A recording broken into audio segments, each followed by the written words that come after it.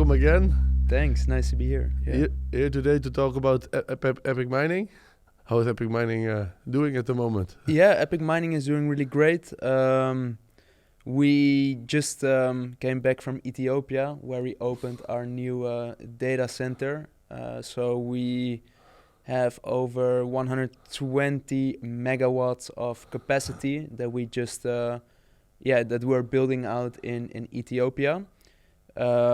And we're planning on hosting, I think, 120 containers over there. So each container has roughly 280 to 300 machines. So you can do the math, how many machines will be hosted over there. In my opinion, right now in all of the circles that I am in, everyone is saying that Ethiopia is going to be the hotspot when it comes to crypto mining for the next few years. Yeah, I even read an article that Ethiopia itself started Bitcoin mining. Yeah, most likely, because if you look at their currency against the US dollar, it's like in one straight line going down. They say all these miners coming, and they were like, "This must be a good business model." Yeah, That's right. It makes sense, exactly. And I think that's a really great philosophy with business or investing. When you see that something is proven, yes, it is worth while investigating it and trying it out yourself. Of course, let others try it out in your country. Yeah, let others try it out, figure out the wheel so that you can copy what is working well for them. So always go for proven things. Absolutely, yeah. Ethiopia was a really fascinating trip. I was there with you myself one time. What I saw is that in the meantime, there's a newer type of machine or a later model than the one we were using before. Yeah. Can you tell me a little bit more about that? Yeah, correct. So basically every single month or every single week, depending on the demand of the market, we do an analysis of the best machines on the market. And there's a few main manufacturers of machines who produce new models every once in a while. So for quite a while now, we have been promoting a model, the Bitmain S19K Pro 120 terahash, which has been a really great machine. We've sold a lot of those machines. They were really high in demand. But now, more recently, Bitmain has released a new machine. In this case, it's the Bitmain S19 XP Pro 151 terahash. Of course, there's more powerful machines on the market, but those are the newest machines. Yeah. And usually the newest machines, they generally come with a very high premium because you pay for the marketing, the hype. I always compare this to buying the iPhone 15 or the iPhone 14, or maybe by the time that you're watching this video, there's already later generations of iPhones, but the iPhone 14 has almost all of the features and capabilities of the iPhone 15, but the iPhone 15 just has a slightly better camera, but you're paying a lot more money for it. So we generally tend to go for not the strongest and newest machine on the market, but the one just below that, because we can buy it at a better rate, which improves our overall ROI of our investments. Yeah, absolutely. I think I looked at it a little bit, and it looked like a really interesting investment because the electricity it uses is only like this much more. Yeah. The price is only a little more. Yeah. But the hash rate is quite some more. So yeah, exactly. So I think it's a very good machine. Yeah. People should focus on those machines, I think, in the coming rounds. Yeah, when you are interested in Bitcoin mining, there's only 3 things that are really important that determine your ROI. Number 1 is the purchase price of your machine. Ideally, you want to have your machine, the purchase price of your machine as low as possible, but don't only look at the price of the machine, because the second factor is you want to maximize the number of Bitcoin that your machine is going to produce. And that's why you want to look at the hash rate of the machine. So this machine has a slightly higher hash rate, so it produces more Bitcoin. And then the final factor that is determining your ROI is your energy rate. So right now we have a super low energy rate. As we are recording this podcast, our energy rate is $5.50 per kilowatt hour. This might go up slightly as the data center is slowly filling up. So this is like an early bird special energy rate only for people that are basically buying and placing their machines in the data center in the next few weeks and days. If you plan on joining at a later stage, the energy rate might be a little bit higher, not too much, but it will go up over time.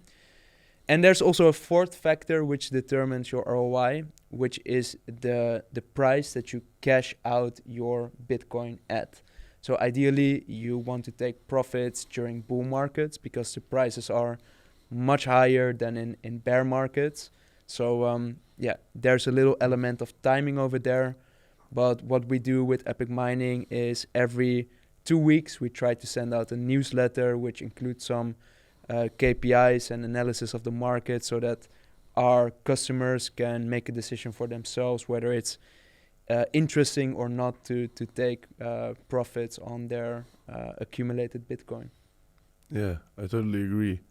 So far I've been using new funds to fund my electricity because in my belief Bitcoin will go up and I can sell this Bitcoin much higher than when I would have earlier. So there are you have to decide what is the best strategy for you, but I think it's a very good idea to try to stack the Bitcoin up and sell it at a highest as possible price. Yeah, absolutely agree. That's what you're mining for. Yeah. So any other developments in the mining industry? Developments in the mining industry. So what we have seen during the bear market is that a lot of people have purchased newer generation machines. So if you look at the number of miners worldwide, I think it's really great to see that there has been that this group is growing. Why? Because miners are like the die-hard Bitcoin believers. And if those people are heavily investing in mining, this is usually a really great signal that the sentiment or the belief that Bitcoin is going to skyrocket or that the prices will increase over the long term is quite high. And for us as miners, that is generally what we want to see. We want to see that other investors are also putting their money in this space. Absolutely agreed. And a really important question that I keep getting is, what will happen when the halving comes? Yeah. When the Bitcoin halving comes? Yeah. So after the Bitcoin halving, basically what happens is the supply that the new Bitcoin that one machine is generating on a monthly basis basically gets halved. So if a machine right now is generating, for example, 0.01 Bitcoin, then it will generate 0.005 Bitcoin. So literally it gets slashed in half. And then one misconception that people have then is that, Bitcoin will not be profitable anymore. But they assume a constant Bitcoin price. But the Bitcoin price is a reflection of many different factors. It takes into account that the production cost of Bitcoin actually goes up. So the market dynamics also push the price of Bitcoin up. So I personally don't care that I have half the amount of Bitcoin that's flowing out of my machine, as long as that half is worth double, triple, quadruple, then I'm still making more money after the halving with my Bitcoin mining machines. Absolutely. And in my conception, there's also the factor that a lot of machines are still mining with like an S, or a lot of people mining with an S9 or an S11. Yeah. So that I think the market will lose some hash rate as well. Yeah, correct. So I don't know if it will be cut in half, but maybe it even stays a little bit higher because a lot of machines have to go out of the market. Yeah, exactly. So what we're seeing right now, Bitcoin, as we're recording this podcast, Bitcoin is almost approaching all-time highs. Yeah. It's around $56,000 per Bitcoin, which means that even the oldest generation machines are now being turned on because they're profitable. Yeah. And with miners, you want to have your machines turned on as much as you can. So yeah, a lot of old hash rate now joined the network again. But when the Bitcoin halving event happens, what I think will happen is that many of those machines will not be able to compete anymore, and they will be removed from the network, which is good. I think the 4-year halving cycle, it flushes out all of the old miners and it gives space to newer machines. That's why generally during the bear markets, people tend to buy the latest generation of machines so that they can mine for the next 4 years. Absolutely. Yeah, and that's what I think is going to happen next in the market. Yeah, I totally agree. Have you seen the demand going up already? Because last time we were talking, we had some good rounds. We had this round to 350, but has something changed? Are people knocking on the doors already? Yeah. I think ever since Bitcoin hit a bottom of 17K, we've seen a steady increase in the demand every single month. So when Bitcoin hit 17K, that's when the hardcore Bitcoin believers who understand that they should buy close to the market bottom, they started to buy high volumes of machines. And now slowly but surely, the majority of the people are starting to wake up. And yeah, more and more people are activated to think about investing in Bitcoin and Bitcoin mining again. So yeah, there has been a lot of demand. Actually, one of the nice things about this is that people approach us every single day. They ask us about mining. They ask us what the current deal is on the market. And yeah, we think it's we really enjoy the current phase of the market because prices are relatively cheap compared to where they can go during a bull market. Absolutely. The core of Bitcoin investors are interested. They want to learn more. They want to open up some positions, and they are eager to get involved. And yeah, it's generally a really great time in the mining market right now. Yeah, absolutely. I absolutely agree. It's one of my favorite times in the market because we've been building for a long time now. Yeah. And telling people like, hey, watch the market, do something with mining, try buy some Bitcoin. But there's earlier we're in a slow pace of like, no, it's gonna go lower, or no, it's gonna. Don't know yet. And now it's coming back. Now the retail people are getting DMs every day, like, what are you doing? And is it the time again? Is Bitcoin going up further? Do you think? Yeah. Now everything started to activate again. The websites become more crowded. Yeah. This is a great time to be in Bitcoin. This is an amazing time, and I think we're still early. We're still early. Absolutely. If Bitcoin is going to go up in a straight line, probably not. Bitcoin is going to go up, down, Absolutely. but the overall will be corrected. Trend, the overall trend is generally up. So one big mistake that many crypto investors are making is they want to make 10x, 100x return today or tomorrow. Yeah. And that's not how it works. You need to plan 4 years ahead every single time. You need to plant your seeds early in the bull market, and then later in the bull market you take your profits, and then you repeat the cycle again and again and again. Absolutely. I think we can have the whole of 2024 is going to be an amazing market, in my belief. I think until early of 2025. So we're still early, and I think it's still a very good time to step into mining. What do you think? Yeah, I think, like I said before, price of machines still really cheap. Yeah, still. And then the next thing that you need to think about is your energy, your access to cheap energy. So most people don't have cheap energy at home. No, For not at example, all. here in the Netherlands, most people have an energy rate of 30, 40, 50, 60, 70, whatever cents per kilowatt hour. And we have a team that is constantly looking at different markets and analyzing where we have opportunities to get access to cheap energy sources. And not only cheap energy sources, but we only want to have green energy. So right now, our data center in Ethiopia is powered by a hydro dam, meaning it's all energy generated by water. And we're powering our farm 100% with hydro energy. So cheap green energy at a electricity rate of $5.50 per kilowatt hour. That just makes mining really profitable. Absolutely. Plus, also you have the peace of mind knowing that you're not destroying the planet, burning fossil fuels. So I think that's really, really great as well. So recently you've joined, you've seen the farm. I think this was your first time that you saw a mining farm of this scale, right? It was really impressive. A really impressive operation.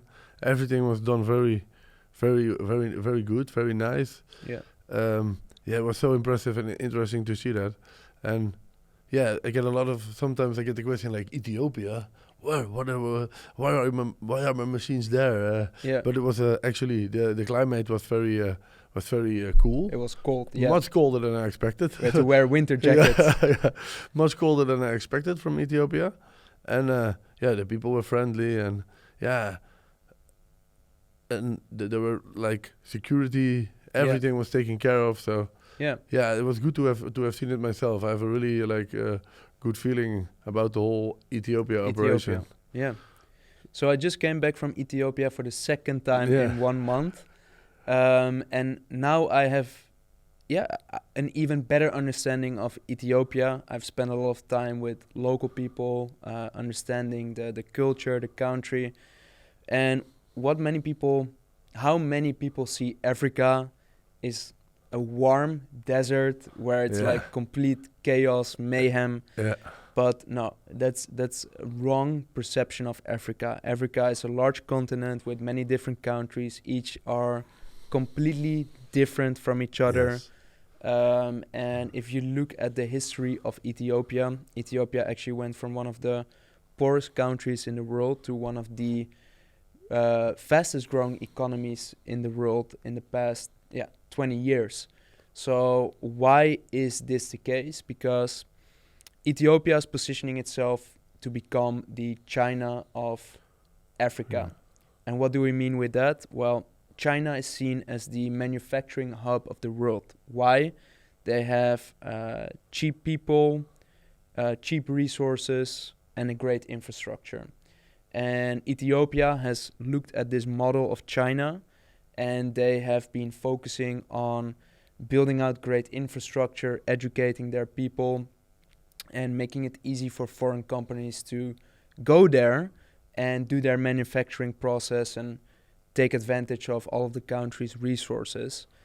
And actually, we drove through Ethiopia. We've seen in the suburbs, we've seen a few very large industrial sites where you've seen these foreign companies that have been set up. You've seen whole neighborhoods that have been built around this where workers live so that they can easily commute to their work.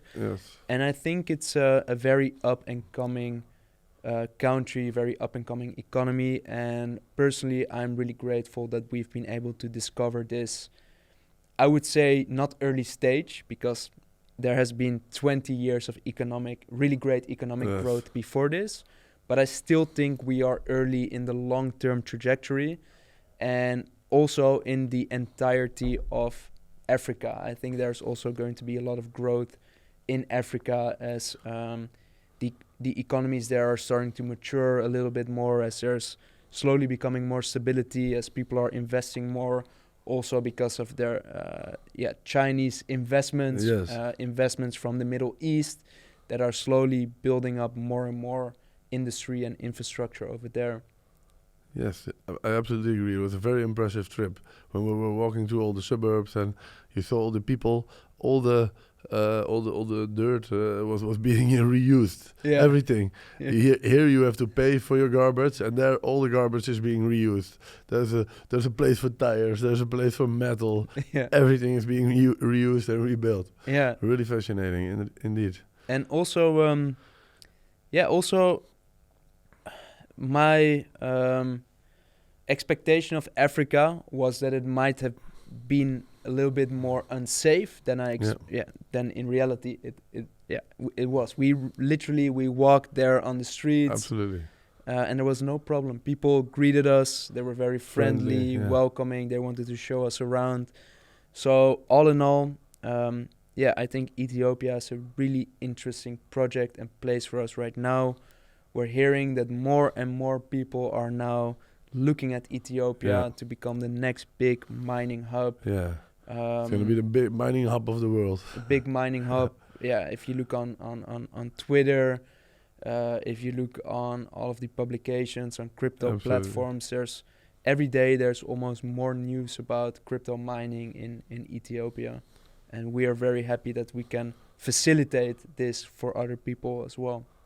So, somebody sees this video and is like, I'm interested in mining, but I want to know a little bit more. Yeah. They can click on a link and then they can get in contact with the sales team, right? Yeah, exactly. So if you're interested in getting started with mining, like I said earlier on in this interview, every week or every month we do a deep analysis of the mining market to understand what are the best machines to purchase. And then what we generally do is we go to the supplier, we negotiate a bulk price, we buy a batch of machines, and then whoever wants to join this buying round, we have got a limited supply of machines.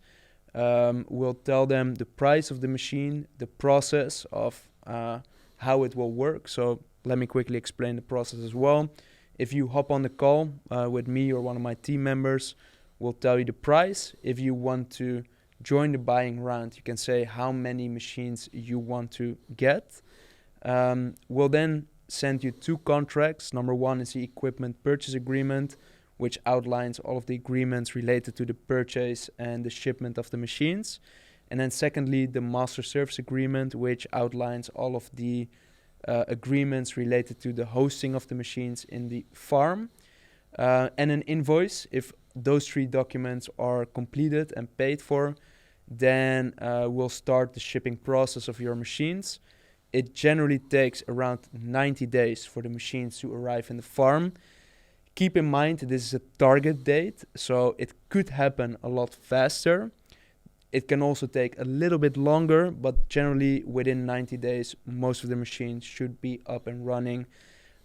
When your machines are up and running, you will receive an email from us with your personal mining dashboard, which is basically a link that you can open on any device, and it allows you to keep track of the performance of your machines 24/7.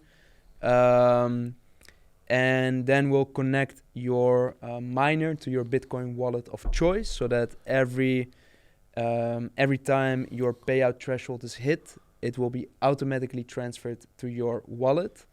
And every month you'll get an energy invoice from us, which you can pay through our proprietary platform with either credit card, crypto, or bank Even transfer. Bank transfer, so that's no problem. And if you don't want to pay your invoice on a monthly basis, we can even change the payment intervals to 3 months, 6 months, or 1 year. And when that is all set up, then it's a completely automated system. You can look on your dashboard if you want to. It's not mandatory. And we've got a team of 80 engineers who are monitoring the operation. We have on-site security in our data center in Ethiopia. There's around 200 different cameras. There's many different systems. Like, everything is being monitored, being tracked to make sure that the uptime of these machines is as high as possible. So the uptime in our data centers is more than 99% right now. We've been talking about this concept of pre-owned machines. Yeah. Have there been any development in this part, or can you say anything about it already? Yeah, exactly. So with mining machines, there are two markets. You have the primary market, which is the market for new machines, and you have the secondary market, which is basically the pre-owned machine market. So during bear markets, most of the demand is in the primary market. Yeah. People want new machines because new machines Prices are are low, generally very cheap. But as we progress throughout the bull market, demand for secondary machines will arise. Why? Because newer the machines will become a lot more expensive, and there will also be a shortage of machines and chips, and a shortage of hosting spots. So even if you want to buy machines, you might not be able to get the right model or get hosting spots. So that's when the secondary market of machines start to really pick up, and that's when machines which you actually buy during a bear market can also become actually worth a lot more during a bull market. So in the past, I have flipped some of my machines personally as well. I bought some machines for, I think those machines I bought for 6,500 euros. I was able to sell them for 9K because there was just, at that point, there was so much demand that you could almost charge any price for it, and people just wanted to have machines that were plugged in right away. So what we're working on right now together is we're trying to create a marketplace where Epic Mining customers can list their machines with a few clicks of a button. And if you want to sell your machines, then you're easily able to do so through the web shop interface. And that way we also want to offer our customer base different exit strategies for their investments as well, because I always think you need to have an entry plan and an exit plan, or possibly even multiple exit plans for your investments. And by making this marketplace, we are able to facilitate that. Yeah. Yeah. So I think that covered most of the questions we had. One last thing I want to say is, like, you can mine directly to a ledger or a Trezor, right? Yeah. People can just give an hardware wallet, store it away, and every month or every week they get their Bitcoin automatically. Yeah, so you can pick and decide whatever Bitcoin wallet you want to connect. So if you want to connect a ledger or a Trezor, that's fine. If you want to connect another wallet like Coinbase or Exodus wallet, that's all fine with us. What we will send you is a secure form where you can submit your wallet of choice, and then within 24 hours, usually our team connects that wallet to your machine.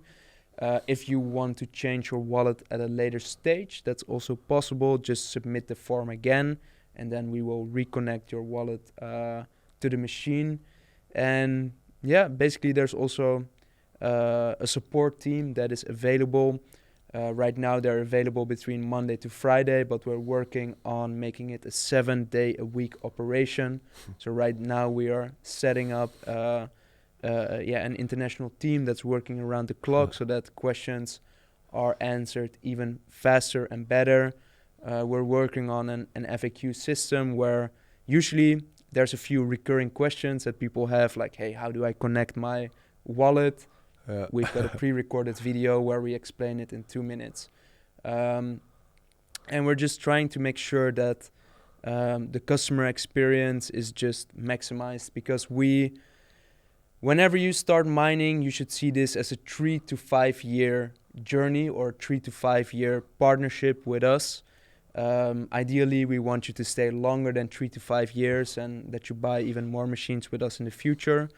So we see it as a partnership together. We want to be your trusted mining partner. I personally hate those companies where whenever you want to reach customer support, You need to talk with a chatbot and then a ticket system. and they give you like all these shitty answers which you're not asking for.